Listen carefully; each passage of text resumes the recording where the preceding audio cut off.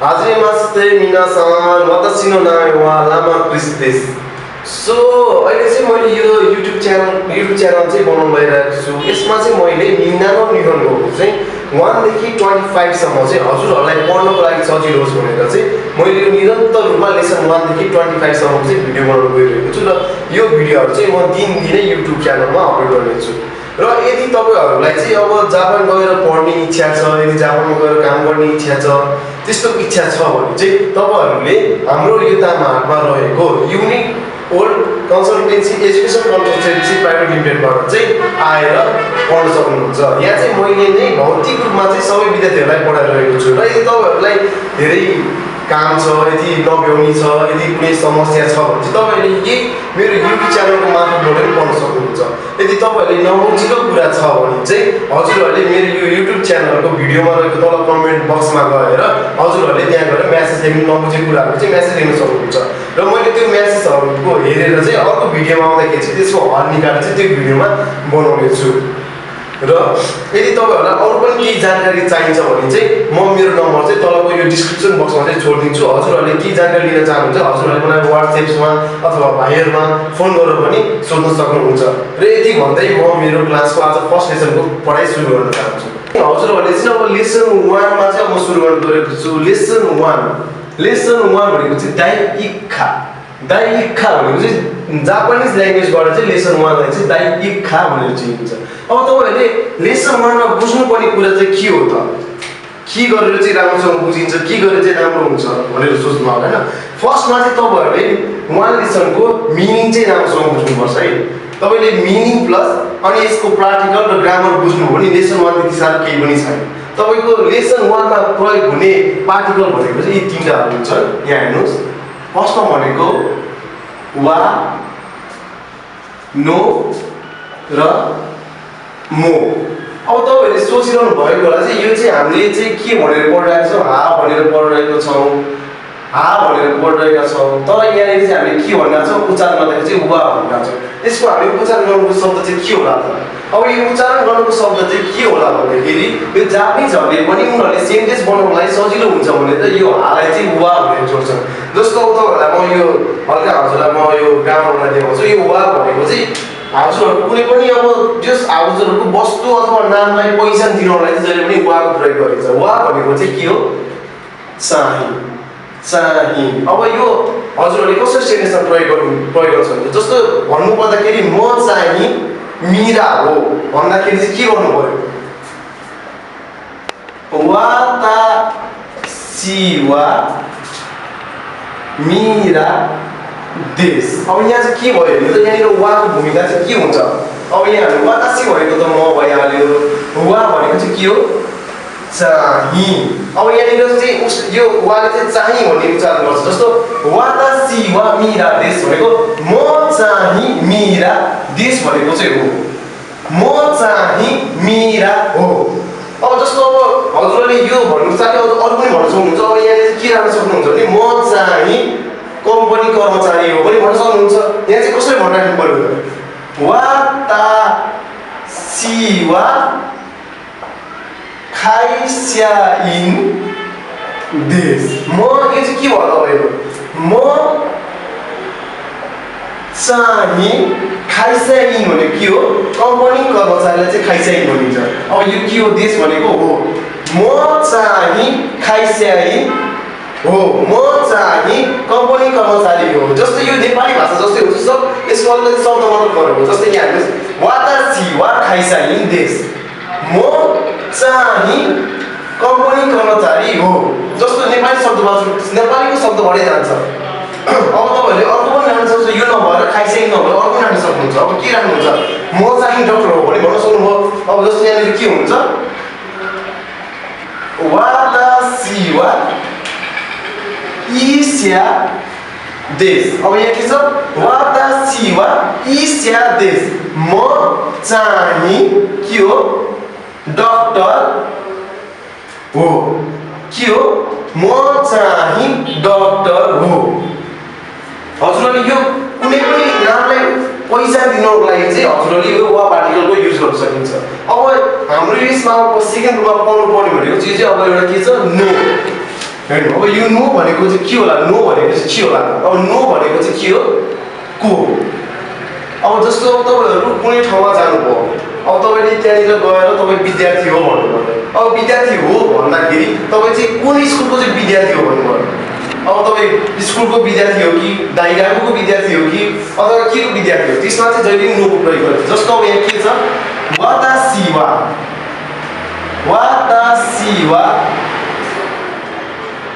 गाको no गाकुसेई देश अब यहाँ के छ वातासीवा गाको नो गाकुसेई देश यहाँ के भनेको छ म चाहिँ स्कुलको विद्यार्थी हो अथवा यो नभएर के लेख्न सक्नुहुन्छ तपाईले अरु अब वातासीवा दाइ गाकु नो गाकुसेई देश अब यहाँ के भनेको छ है यहाँ चाहिँ के भनेको छ वातासीवा म चाहिँ स्कुलको विद्यार्थी हो वातासीवा गाकु नो गाकुसेई देश अब यहाँ तल के छ वातासीवा दाइ गाकु नो गाकुसेई देश भनेको चाहिँ म चाहिँ दाइ गाकु भनेको के हो विश्वविद्यालय म चाहिँ विश्वविद्यालयको गाकुसेई हो अब तपाईले यो भन्न भनेर तपाईले यदि कुनै पनि कम्पनीमा काम गर्नु भएको छ कुनै पनि अफिसमा काम गर्नु रहेको छ भने यसमा चाहिँ के गर्नु पर्यो भन्दाखेरि चाहिँ वातासीवा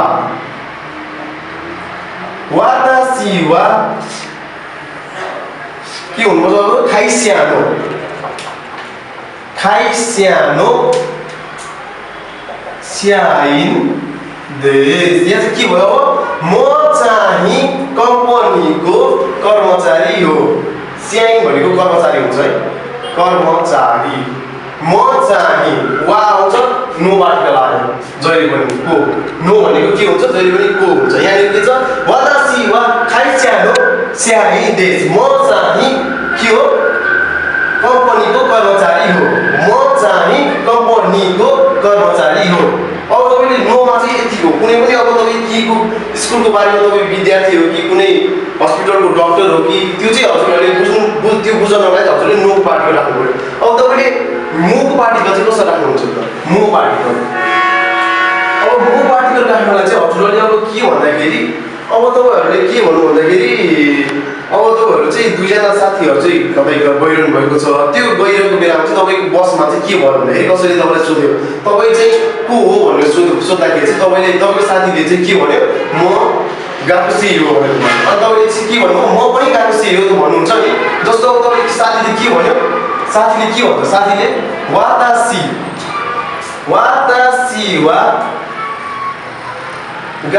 गाकुसेई देश अब तपाईको साथीले म चाहिँ गाकुसेई हो भनेपछि म पनि त गाकुसेई हो भन्नलाई चाहिँ के हुनु पर्यो वातासीमो गाकुसेई देश यो के भयो मोको पनि म भनेको पनि हुन्छ ल अब यहाँ के भने तपाईको साथीले वातासीवा गाकुसेई देश म स्कुलको विद्यार्थी हो भन्यो अनि तपाईले के भन्नुभयो म पनि स्कुलको विद्यार्थी हो वातासीमो गाकुसेई देश म पनि स्कुलको विद्यार्थी हो भनेर तपाईले यसरी भन्न सक्नुहुन्छ यो मुख पार्टिकल चाहिँ तपाईले अब कुनै पनि पनि भन्ने हुन्छ तपाईले के पनि गर्न सक्नुहुन्छ भने चाहिँ त्यसमा चाहिँ पनि राख्दा हुन्छ म पनि स्कुल हो म पनि डाक्टर हो जस्तो तपाईँ पनि डाक्टर हो भने के हुन सक्नुहुन्छ वातासीमो इस्या देश म पनि डाक्टर हो अब अर्को वातासीमो के हो केन्क्युस्या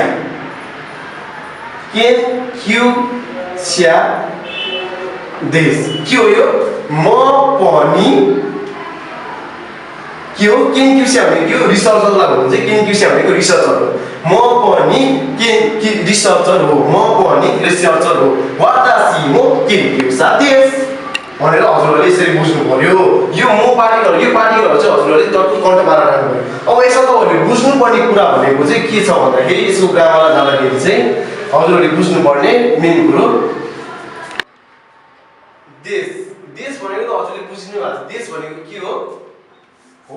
भनेर बुझ्नु पर्यो है हो भनेर अहिले पनि भनेको छु म पनि कम्पनी कर्मचारी अनुसार यो वातासी वा खाइसा देश म पनि गर्नु अनुसार यो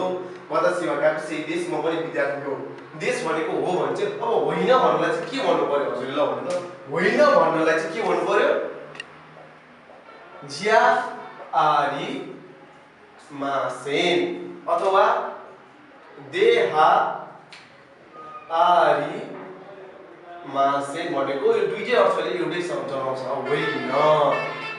है अब होइन भनेको अब तपाईको यो मेन कुरो चाहिँ प्राय जस्तो यो युज हुन्छ माथिको ज्या आरी मासेन भन्ने चाहिँ युज हुन्छ यो चाहिँ प्राय कम मात्रामा युज हुन्छ तपाईले प्राय जस्तो युज गर्नु भने चाहिँ ज्या आरी मासेन हो त्यसैले मैले चाहिँ हजुरलाई यो ज्या आरी मासेनबाट एउटा सेन्टेन्सहरु बनाउन सिकाउँछु अब जस्तो अब तपाईले के भन्नुभयो अघि चाहिँ के भन्नुभयो तपाईले म चाहिँ गाकुसेई हो वातासी वा गाकुसेई देश वातासी वा खाइसाई देश वातासी वा इस्या देश भनेर भन्नुभएको थियो अब तपाईले के भन्नु पर्यो म चाहिँ खाइस्या होइन म चाहिँ विद्यार्थी होइन म चाहिँ डाक्टर होइन भन्दा चाहिँ के गर्नु पर्यो तपाईलाई हेर्नु यहाँनिर के गर्नु पर्यो वातासी वा इस्या ज्या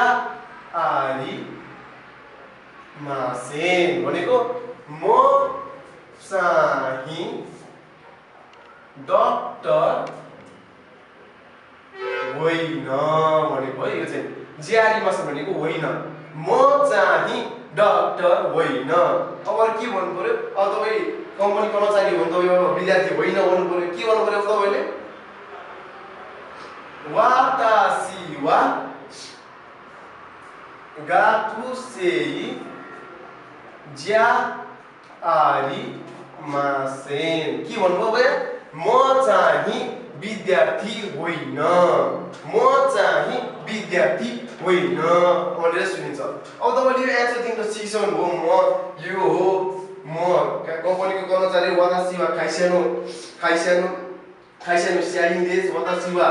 बियोरिनो इस्या देश भनेर सिक्सक्नु भयो अब तपाईहरुले अब क्वेशन चाहिँ कसरी बनाउनुहुन्छ त्यसमा तपाईले हेर्नु यहाँ अब क्वेशन चाहिँ कसरी बनाउनुहुन्छ तपाईहरुलाई के भनेर चाहिँ सोध्यो भने चाहिँ तपाई के भन्नुहुन्छ अब हेर्नु है अब तपाईलाई कसैले के भनेर सोध्छ भने आनातानो नामाए वा नाम देशका भनेर सोध्छ अब आनातानो नामाए वा नाम देशका भनेर सोध्यो भने के भन्नु पर्यो अब वातासी वा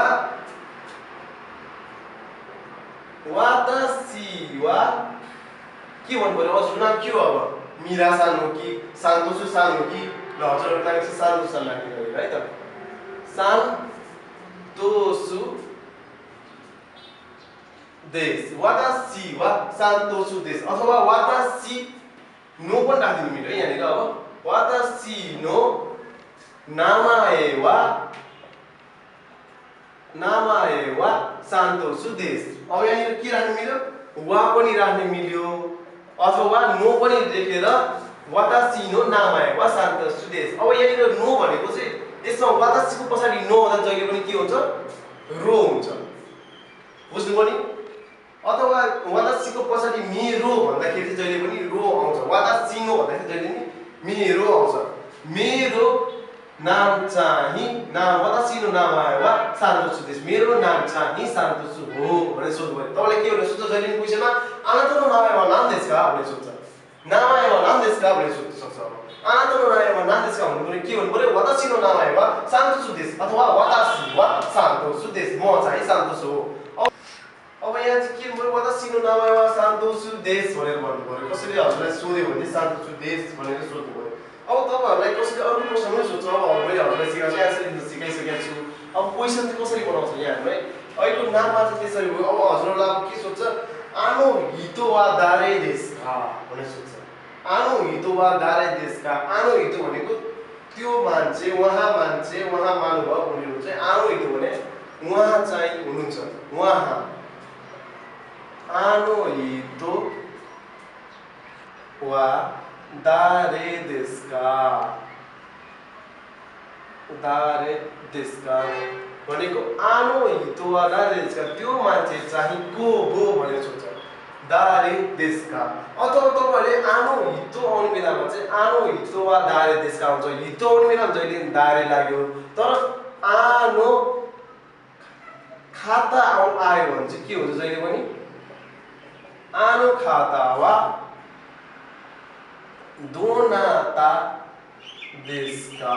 तपाईको के हुन्छ जहिले पनि आनो हितो आयो भने जहिले पनि दारे लाग्छ आनो खाता भयो भने जहिले पनि के लाग्छ दोनाता लाग्छ यो चाहिँ पोलाइट फर्म हो है यो चाहिँ महामानुभाव चाहिँ को हुनुहुन्छ भने चाहिँ महामानुभाव चाहिँ उहाँ चाहिँ को हुनुहुन्छ भने चाहिँ आनो हितो त्यो मान्छे को हो हुनुहुन्छ भनेदेखि आनो खाता भनेको चाहिँ महामानुभाव चाहिँ को हो हुनुहुन्छ भनेर चिन्छ अब महामानुभाव को हो हुनुहुन्छ भन्दाखेरि हामी के भन्नु पर्यो आनो हितो वा अब हजुरले के भन्नु पर्यो सन्तोष सान हो कि कृष्ण सान हो कि के हो अब माने मीरा सान हो भन्दाखेरि हामीले हजुर अरूको मान्छेमा चाहिँ अरूको नाम लिँदाखेरि जहिले पनि सानको प्रयोग गर्नुपर्छ जस्तो यहाँ के छ आनो हितो वा मीरा सान देश भनेर ल्याउनु पर्यो अब तपाईहरुको यो चाहिँ हल्का यो लो सब्जेक्ट हो अब हजुरले अर्कै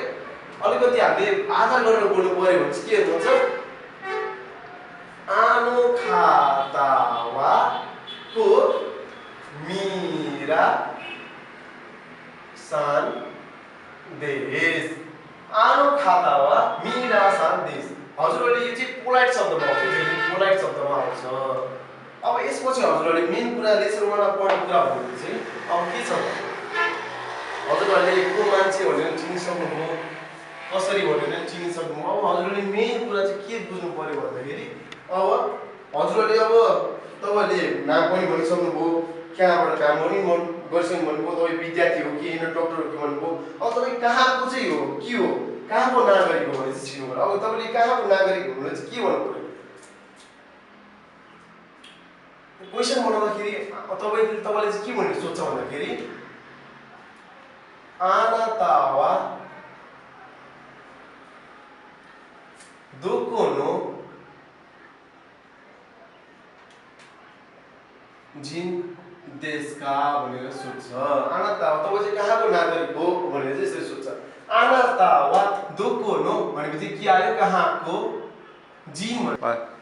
जिन देशका तपाईँ चाहिँ कहाँको जिन कहाँको नागरिक हो भनेर सोध्यो अब तपाईँले कहाँको नागरिक हो तपाईँ नेपालको नागरिक हो कि इन्डियाको नागरिक हो कि जापानको नागरिक हो कि यसमा चाहिँ के गर्नु पर्यो भने वातासी वा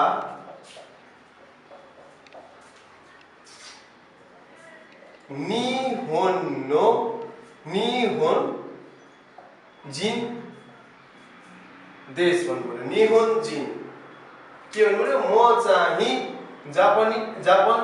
जापानको नागरिक हो भनेर भन्नु पर्यो निहोन जिन देश अथवा अब अमेरिकाको भने चाहिँ के लेख्नु पर्यो अब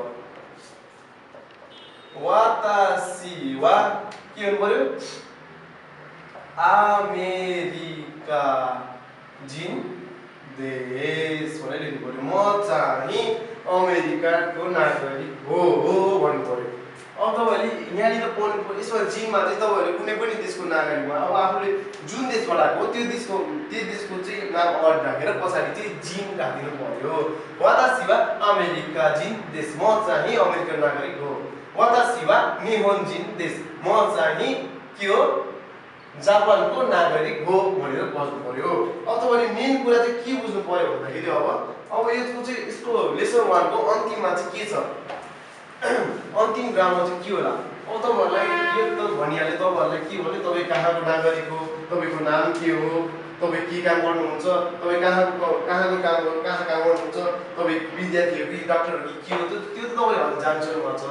अब तपाईहरुलाई के मेन कुरो उमेर चाहिँ कसरी भन्ने कुरामा आयो हैन उमेर चाहिँ कसरी भन्नुहुन्छ तपाईँ हजुरहरूले अब हजुरलाई कसरी सोध्छ उमेरको बारेमा